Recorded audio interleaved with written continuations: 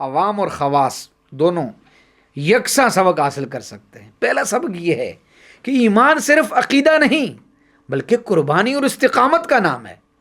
دوسرا سبق یہ ہے کہ طاقت کا اصل مقصد ظلم نہیں بلکہ حق کا دفاع ہوتا ہے۔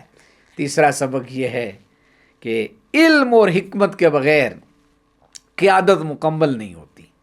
حضرت علی کی شخصیت میں ہمیں علم کی گہرائی، بہادری کی بلندی اور اخلاق کی خوبصورتی، تینوں چیزیں ایک ساتھ نظر آتی ہیں۔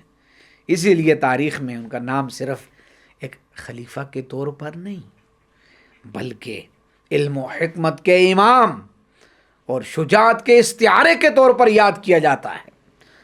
آج کے دور میں جب امت کو کردار، علم اور اتحاد کی ضرورت ہے تو حضرت علی رضی اللہ تعالیٰ عنہ کی زندگی ہمارے لیے ان سب چیزوں کی ایک روشن مثال ہے۔